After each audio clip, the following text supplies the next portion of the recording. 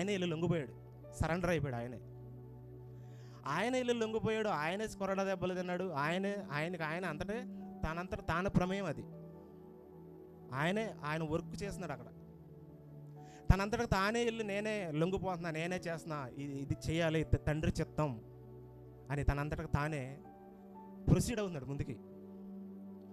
అవన్నీ చేసుకుంటా లాస్ట్లో సిలువేసిన తర్వాత ఆయన మొదట మాట్లాడిన మాట ఏంటంటే, వీరిని క్షమించండి అన్నాడు.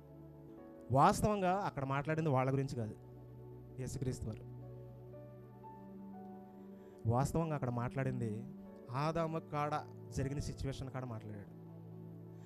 ఆదాము గారి దగ్గర జరిగిన సిచ్యువేషన్ గురించి, అక్కడ ఆదాము తప్పు చేసినప్పుడు, అవ్వమ్మ పండు తిన్నప్పుడు, ఆదాము నుండి వచ్చే ప్రతి సంతతి కూడా పాపంగా మారిపోతున్నారు జనాలు.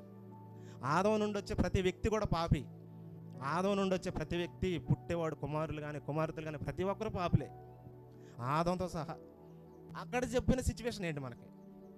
అక్కడ చెప్పిన సిచ్యువేషన్, ఇది ఒక ఆయన వస్తాడు, వచ్చి నీ తల చెత్త కొడతాడు అని అక్కడ చెప్పాడు యేసుక్రీస్తు వారి గురించి. అక్కడ జరిగిన సిచ్యువేషన్ గురించి చెబుతున్నాడు. అక్కడ జరిగిన సిచ్యువేషన్ గురించి మాట్లాడతాడు ఇక్కడ సిలువలో.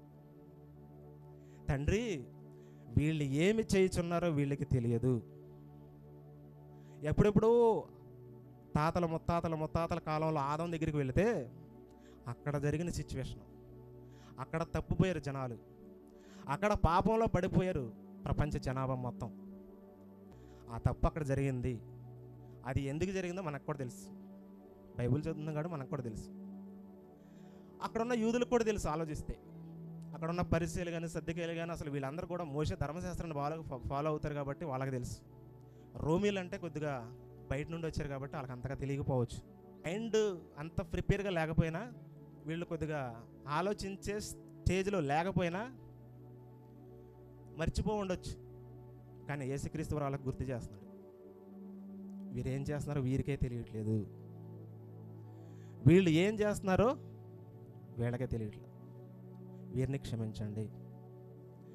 అక్కడ జరిగిన సిచ్యువేషన్ గురించి మాట్లాడుతున్నాడు. స్టార్టింగ్లో పాపం జరిగింది ఆదాము అవ్వ దగ్గర, ఆ ప్రస్తావన దగ్గర మాట్లాడిన సిచ్యువేషన్ ఈ సందర్భం. వీరిని క్షమించండి, దానికి బలి నేను అర్పించేస్తున్నా, దానికి పాపానికి బలి నేను ఇచ్చేస్తున్నా, దాన్ని క్షమించండి అని ప్రస్తావిస్తున్నాడు. ఆదాము నుండి వచ్చే ప్రతి సంతతి కూడా యేసుక్రీస్తు వరకు కూడా పాపే. అది యేసుక్రీస్తుని విశ్వసిస్తేనే అది ఆ పాపం తొలగిపోతుంది.